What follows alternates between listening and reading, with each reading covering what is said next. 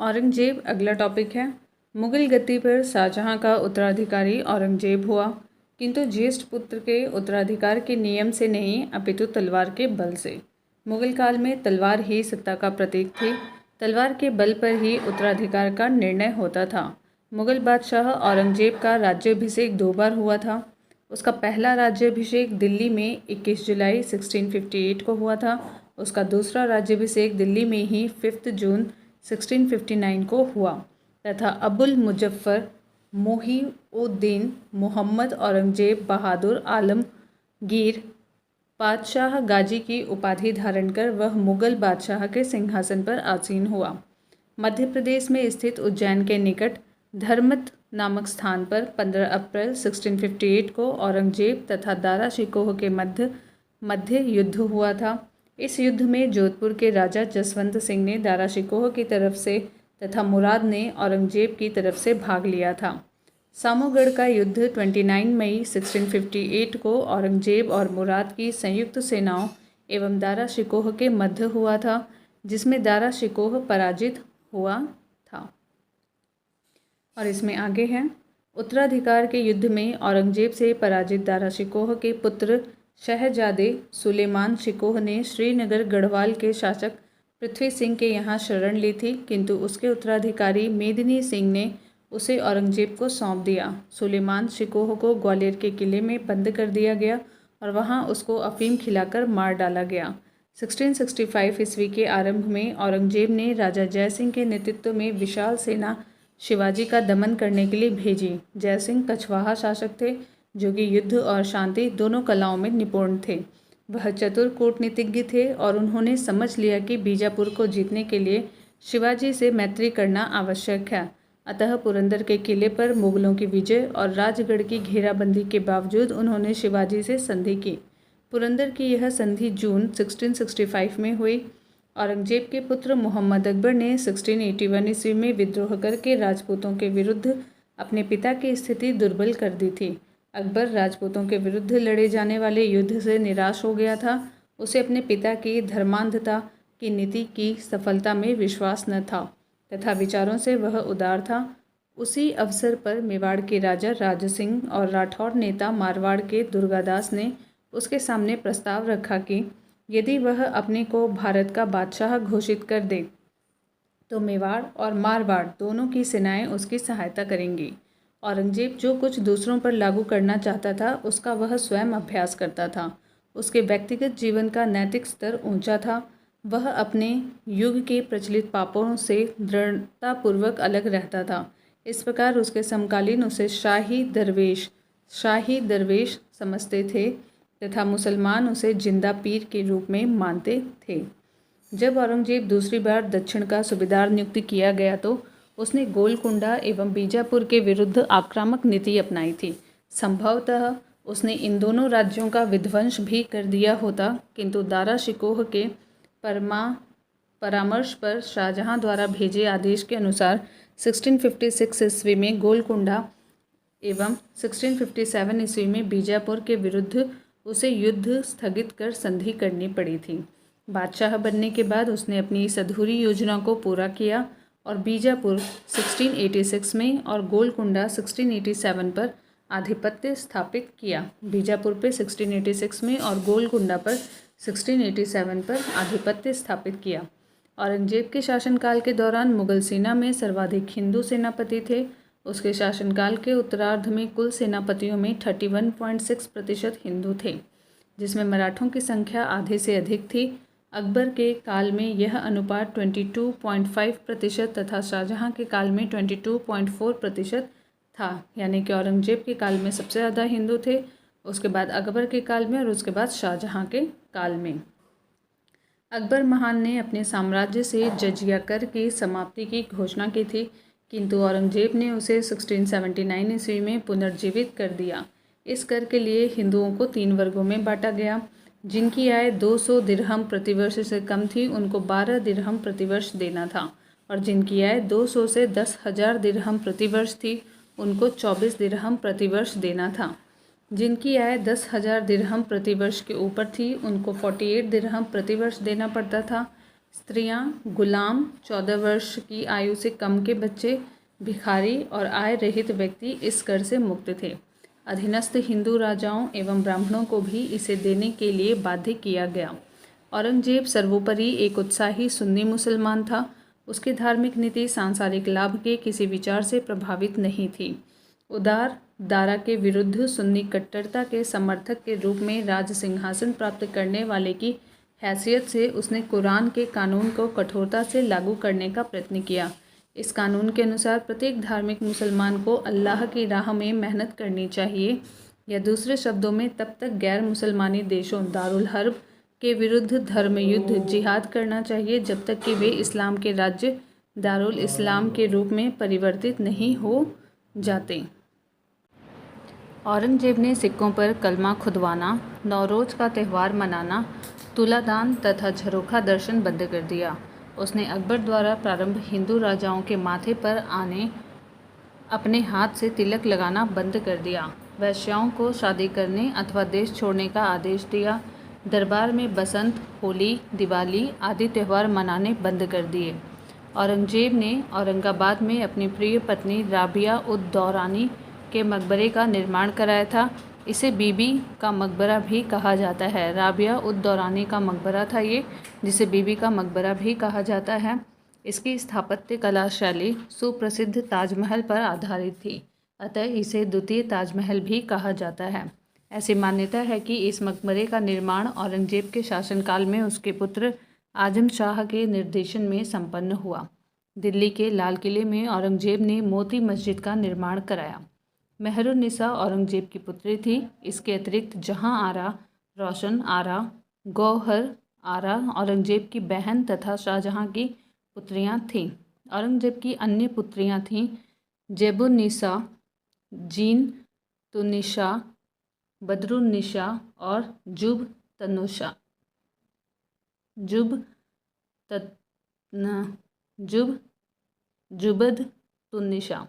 औरंगजेब ने जहां आरा को साहिबात उज जमानी की उपाधि प्रदान की थी।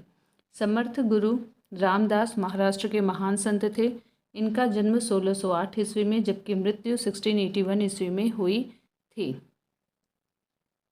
इनसे संबंधित प्रश्न को पहला है, जहाँ पे कथन और कारण दिया हुआ है। कथन ए, मुगल गद्दी पर औरंगजेब शाहजहां का उत्तराधिकारी हुआ। कारण आर है, ज्येष्ठ पुत्र के उत्तराधिकार के नियम का पालन किया गया। तो यहाँ पे कारण असत्य है, जबकि कथन जो है वो सत्य है। मुगल गद्दी पर औरंगजेब शाहजहां का उत्तराधिकारी हुआ, ये बात सत्य है, इसलिए ऑप्शन सी यहाँ पे सही उत्तर है, जबकि आर जो है वो असत्य है। मुगल गद्दी पर शाहजहां का उत्तराधिकारी औरंगजेब हुआ, किंतु ज्येष्ठ पुत्र के उत्तराधिकार के नियम से नहीं अपितु तलवार के बल से। मुगल काल में तलवार ही सत्ता का प्रतीक थी। तलवार के बल पर ही उत्तराधिकार का निर्णय होता था। उत्तराधिकार के कोई सुस्पष्ट नियम नहीं थे। साथ ही शाहजहां के पुत्रों में दारा एवं शुजा के बाद औरंगजेब का क्रम तीसरा था। अतः कथन सत्य है, किंतु कारण जो है वो गलत है। क्वेश्चन नंबर 2, निम्नलिखित में से किस मुगल बादशाह का दो बार राज्याभिषेक हुआ? तो ये औरंगजेब थे। ऑप्शन डी, मुगल बादशाह औरंगजेब का राज्याभिषेक 2 बार हुआ था। उसका पहला राज्याभिषेक दिल्ली में 21 जुलाई 1658 को हुआ था। उसका दूसरा राज्याभिषेक 5 जून 1659 को हुआ तथा अबुल मुजफ्फर मुहीउद्दीन मोहम्मद औरंगजेब बहादुर आलमगीर पातशाह गाजी की उपाधि धारण कर वह मुगल बादशाह के सिंहासन पर आसीन हुआ। क्वेश्चन नंबर 3, धर्मत का युद्ध निम्न में से किनके बीच लड़ा गया था? तो ये औरंगजेब तथा दारा शिकोह के बीच लड़ा गया था। ऑप्शन सी, मध्य प्रदेश में स्थित उज्जैन के निकट धर्मत नामक स्थान पर अप्रैल 1658 में औरंगजेब तथा दारा शिकोह के मध्य युद्ध हुआ था। इस युद्ध में जोधपुर के राजा जसवंत सिंह ने दारा शिकोह की तरफ से तथा मुराद ने औरंगजेब की तरफ से भाग लिया था। धर्मत युद्ध ने औरंगजेब की स्थिति को काफ़ी सुदृढ़ बना दिया था। शाही सेना की पराजय से दारा शिकोह की दुर्बलता प्रकट हुई। क्वेश्चन नंबर 4, निम्नलिखित युद्धों को कालानुक्रम में व्यवस्थित कीजिए और नीचे दिए गए कूट में से सही उत्तर को चुनिए। तो यहाँ पे ऑप्शन ए सही है। उसके हिसाब से पहले बेलग्राम का युद्ध हुआ है, फिर सरनाल का युद्ध हुआ है, फिर धर्मत का युद्ध हुआ है, फिर जजाऊ का युद्ध हुआ है। इसको एक बार देखते हैं। 1572 ईस्वी में सरनाल यानी कि गुजरात का युद्ध अकबर के गुजरात अभियान के दौरान हुआ था, जिसमें अकबर के नेतृत्व में मुगल सेना ने इब्राहिम मिर्जा को पराजित किया था। 1540 में बिलग्राम के युद्ध में शेर शाह सूरी ने हुमायूं को हराया था और 1658 ईस्वी में धर्मत के युद्ध में औरंगजेब की सेना ने दारा शिकोह की सेना को पराजित किया था। जजाऊ का युद्ध 1707 में औरंगजेब की मृत्यु के बाद उसके उत्तराधिकार हेतु बहादुर शाह प्रथम और मोहम्मद आजम शाह के बीच हुआ था। इस प्रकार सही कालानुक्रम विकल्प ए में प्राप्त हो रहा है। क्वेश्चन नंबर 5, औरंगजेब ने जोधपुर के शासक जसवंत सिंह को 1658 ईस्वी में धर्मत के युद्ध में पराजित किया था। धर्मत किस राज्य में स्थित है? तो ये मध्य प्रदेश में है, option B. Question number 6, Aurangzeb के शासनकाल की निम्नलिखित घटनाओं पर विचार कीजिए और इन्हें काल क्रमानुसार व्यवस्थित कीजिए। एक बार आप इसे ध्यान से देख लीजिए, हम इसके एक्सप्लेनेशन को देखेंगे। उत्तर यहाँ पे सी है और दी गई लड़ाइयों का क्रम इस प्रकार है। बनारस के पास शुजा की पराजय फरवरी 1658 में हुई थी। धर्मत में विजय 15 अप्रैल 1658 को हुआ था और सामूगढ़ की लड़ाई 29 मई को 1658 में हुई थी और देवराई की लड़ाई 1659 ईस्वी में हुई थी। उस हिसाब से विकल्प सी सही उत्तर है। क्वेश्चन नंबर 7, मुगल शहजादा जिसने श्रीनगर गढ़वाल में आश्रय लिया था वो है सुलेमान शिकोह। ऑप्शन डी, उत्तराधिकार के युद्ध में औरंगजेब से पराजित दारा शिकोह के पुत्र शहजादे सुलेमान शिकोह ने श्रीनगर गढ़वाल के शासक पृथ्वी सिंह के यहाँ शरण ली थी, किंतु उसके उत्तराधिकारी मेदिनी सिंह ने उसे औरंगजेब को सौंप दिया। सुलेमान शिकोह को ग्वालियर के किले में बंद कर दिया गया और वहाँ उसको अफीम खिलाकर मार डाला गया। क्वेश्चन नंबर 8, औरंगजेब के किस पुत्र ने विद्रोह करके राजपूतों के विरुद्ध अपने पिता की स्थिति दुर्बल कर दी थी? तो ये है अकबर, ऑप्शन बी। औरंगजेब के पुत्र मोहम्मद अकबर ने 1681 में विद्रोह करके राजपूतों के विरुद्ध अपने पिता की स्थिति दुर्बल कर दी थी।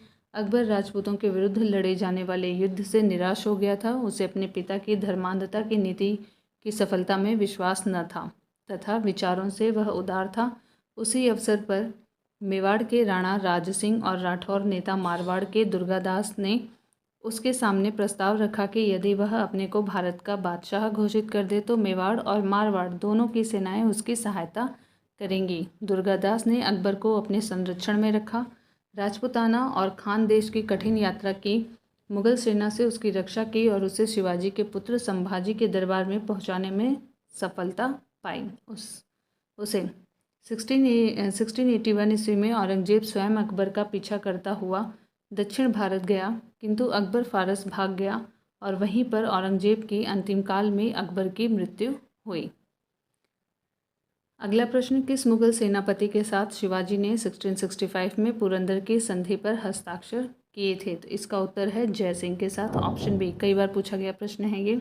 1665 के आरंभ में औरंगजेब ने राजा जय सिंह के नेतृत्व में विशाल सेना शिवाजी का दमन करने के लिए भेजी। जय सिंह कछवाहा शासक थे जो कि युद्ध और शांति दोनों ही कलाओं में निपुण थे। वह चतुर कूटनीतिज्ञ थे और उन्होंने समझ लिया कि बीजापुर को जीतने के लिए शिवाजी से मैत्री करना आवश्यक है। अतः पुरंदर के किले पर मुगलों की विजय और राजगढ़ की घेराबंदी के बावजूद उन्होंने शिवाजी से संधि की। पुरंदर की यह संधि जून 1665 में हुई। क्वेश्चन नंबर 10, किस मुगल बादशाह को जिंदा पीर कहा जाता था? तो ये थे औरंगजेब, ऑप्शन बी। औरंगजेब जो कुछ दूसरों पर लागू करना चाहता था उसका वह स्वयं अभ्यास करता था। उसके व्यक्तिगत जीवन का नैतिक स्तर ऊंचा था तथा वह अपने युग के प्रचलित पापों से दृढ़तापूर्वक अलग रहता था। इस प्रकार उसके समकालीन उसे शाही दरवेश समझते थे तथा मुसलमान उसे जिंदा पीर के रूप में मानते थे। क्वेश्चन नंबर 11, निम्न में से कौन जिंदा पीर के नाम से जाना जाता था? तो ये थे Aurangzeb, option C. Question number 12, Aurangzeb के काल में कौन यूरोपीय यात्री भारत आया था? तो यहाँ पे स्टार बना हुआ है, इसका एक्सप्लेनेशन देखते हैं। अंग्रेज यात्री पीटर मुंडी शाहजहाँ के काल में भारत आया था। विलियम हॉकिंस और थॉमस रो जहांगीर के समय तथा एंटोनियो मॉन्सेराट अकबर के समय में भारत आया था। इस प्रकार औरंगजेब के शासनकाल में इनमें से कोई भी यात्री भारत नहीं आया था। औरंगजेब का शासनकाल था 1658 से 1707 तक। क्वेश्चन नंबर 13, सर्वप्रथम किस मुगल शासक ने ब्रिटिश के विरुद्ध संघर्ष किया था? तो ये था औरंगजेब, ऑप्शन बी। मुगलों का अंग्रेजों यानी कि ब्रिटिश से पहली बार संघर्ष 1686 ईस्वी में औरंगजेब के शासनकाल में हुआ। मुगल गवर्नर शाइस्ता खान ने चाब चारनाक सहित अंग्रेजों को हुगली से खदेड़ दिया था। क्वेश्चन नंबर 14, औरंगजेब ने दक्षिण में जिन 2 राज्यों को विजय किया था वह थे बीजानगर एवं गोलकुंडा, ऑप्शन सी। जब औरंगजेब दूसरी बार दक्षिण का सूबेदार नियुक्त किया गया तो उसने गोलकुंडा और बीजापुर के विरुद्ध आक्रामक नीति अपनाई थी। संभवतः उसने इन दोनों राज्यों को विध्वंस भी कर दिया होता, किंतु दारा शिकोह के परामर्श पर शाहजहां द्वारा भेजे आदेश के अनुसार 1656 ईस्वी में गोलकुंडा और 1657 ईस्वी में बीजापुर के विरुद्ध उसे युद्ध स्थगित कर संधि करनी पड़ी थी। बादशाह बनने के बाद उसने अपनी इस अधूरी योजना को पूरा किया और गोलकुंडा को 1687 में एवं बीजापुर को 1686 पर आधिपत्य स्थापित किया। कहा जाता है कि औरंगजेब ने गोलकुंडा के किले को उसी तरह सोने की कुंजियों से खोला था जिस तरह अकबर ने आसिरगढ़ के किले को खोला था। क्वेश्चन नंबर 15, औरंगजेब ने बीजापुर की विजय कब की थी? तो ये 1686 में की थी, 1686 में की थी, ऑप्शन बी। क्वेश्चन नंबर 16, 1687 में जब औरंगजेब ने गोलकुंडा किले पर अधिकार किया उस समय गोलकुंडा का शासक कौन था? तो वो अबुल हसन कुतुब शाह थे, ऑप्शन ए। 1686 ईस्वी में औरंगजेब ने बीजापुर तथा 1687 में गोलकुंडा पर आधिपत्य स्थापित किया। 1687 में जब औरंगजेब ने गोलकुंडा किले पर अधिकार किया उस समय गोलकुंडा का शासक अबुल हसन कुतुब शाह था। कहा जाता है कि औरंगजेब ने गोलकुंडा के किले को उसी तरह सोने की कुंजियों से खोला था जिस प्रकार अकबर ने असीरगढ़ के किले को खोला था। क्वेश्चन नंबर 17, यहाँ पे मानचित्र दिया गया है, एक बार इसे ध्यान से देख लीजिए। और यहाँ पे ये पूछा गया है कि ये एरिया क्या था? तो ये 1707 में औरंगजेब की मृत्यु के समय उसका राज्य था, ऑप्शन डी। दिया गया मानचित्र 1707 में औरंगजेब की मृत्यु के समय उसके विशाल राज्य को निर्दिष्ट करता है जिसमें बीजापुर और गोलकुंडा सम्मिलित है। आगे देखते हैं, किस बादशाह के अंतर्गत मुगल सेना में सर्वाधिक हिंदू सेनापति थे? तो ये औरंगजेब के समय थे, ऑप्शन डी। एक्सप्लेनेशन, औरंगजेब के शासनकाल के दौरान मुगल सेना में सर्वाधिक हिंदू सेनापति थे। उसके काल के उत्तरार्ध में कुल सेनापतियों में 31.6% हिंदू थे जिसमें मराठों की संख्या आधे से अधिक थी। अकबर के काल में यह अनुपात 22.5% तथा शाहजहां के काल में 22.4% था। क्वेश्चन नंबर 19, मुगल सम्राट जिसने सर्वाधिक संख्या में हिंदू अधिकारियों की नियुक्ति की थी का नाम था Aurangzeb, option B. Question number 20, जजिया किसके शासनकाल में पुनः लगाया गया था? तो ये औरंगजेब के शासनकाल में पुनः लगाया गया था, ऑप्शन बी। अकबर ने अपने शासनकाल में जजिया कर को समाप्त कर दिया था किंतु औरंगजेब ने उसे 1679 ईस्वी में पुनर्जीवित कर दिया। क्वेश्चन नंबर 21, औरंगजेब द्वारा चलाए गए जिहाद का अर्थ था दारुल इस्लाम, ऑप्शन बी। औरंगजेब एक सुन्नी मुसलमान था। उसकी धार्मिक नीति सांसारिक लाभ के किसी विचार से प्रभावित नहीं थी। उदार दारा के विरुद्ध सुन्नी कट्टरता के समर्थक के रूप में राज सिंहासन प्राप्त करने वाले की हैसियत से उसने कुरान के कानून को कठोरता से लागू करने का प्रयत्न किया। इस कानून के अनुसार प्रत्येक धार्मिक मुसलमान को अल्लाह की राह में मेहनत करनी चाहिए या दूसरे शब्दों में तब तक गैर मुसलमानी देशों दारुल हर्ब के विरुद्ध धर्म युद्ध जिहाद करना चाहिए जब तक कि वे इस्लाम के राज्य यानी कि दारुल इस्लाम के रूप में परिवर्तित नहीं हो जाते। क्वेश्चन नंबर 22, बीबी का मकबरा के निर्माता हैं औरंगजेब, ऑप्शन डी। औरंगजेब ने औरंगाबाद में अपनी प्रिय पत्नी राबिया उद दौरानी के मकबरे का निर्माण कराया था। इसे बीबी का मकबरा भी कहा जाता है। इसकी स्थापत्य कला शैली सुप्रसिद्ध ताजमहल पर आधारित थी, अतः इसे द्वितीय ताजमहल भी कहा जाता है, किंतु ताजमहल की तुलना में यह मकबरा कम सुंदर है। ऐसी मान्यता है कि इस मकबरे का निर्माण औरंगजेब के शासनकाल में उसके पुत्र आजम शाह के निर्देशन में संपन्न हुआ।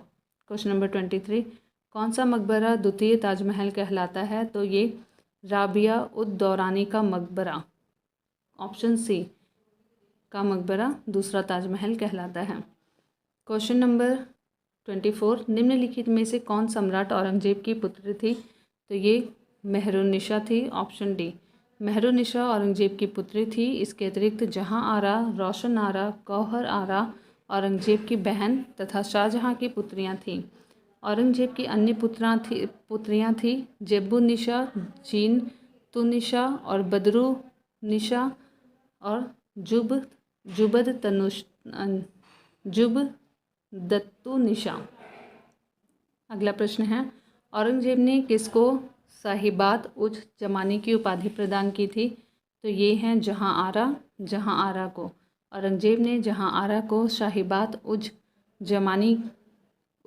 जमानी की उपाधि प्रदान की थी। जहां आरा सम्राट शाहजहां और महारानी मुमताज महल की सबसे बड़ी बेटी थी। वह अपने पिता के उत्तराधिकारी और छठे मुगल सम्राट औरंगजेब की बड़ी बहन भी थी। अगला प्रश्न है, संत रामदास को किसके शासनकाल से संबंधित किया जाता है? तो ये औरंगजेब के शासनकाल से, ऑप्शन डी। संत रामदास अथवा समर्थ रामदास महाराष्ट्र के महान संत थे जिनका जन्म 1608 ईस्वी में हुआ था। ये मुगल शासक जहांगीर, शाहजहां और औरंगजेब के समकालीन थे। इनके प्रसिद्धि औरंगजेब के काल में अधिक होने के कारण इस प्रश्न का सर्वाधिक उपयुक्त उत्तर औरंगजेब होगा। गुरु रामदास सिख संप्रदाय के चौथे गुरु थे जो अकबर के समकालीन थे।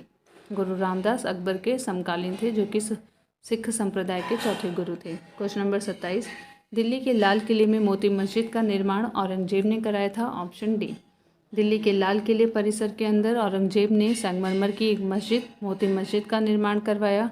क्योंकि शाहजहां ने अपनी योजना के अनुसार किले के अंदर मस्जिद का निर्माण न करवाकर किले के बाहर जामा मस्जिद का निर्माण कराया था, अतः औरंगजेब ने किले के अंदर मस्जिद की आवश्यकता का अनुभव कर मोती मस्जिद का निर्माण करवाया।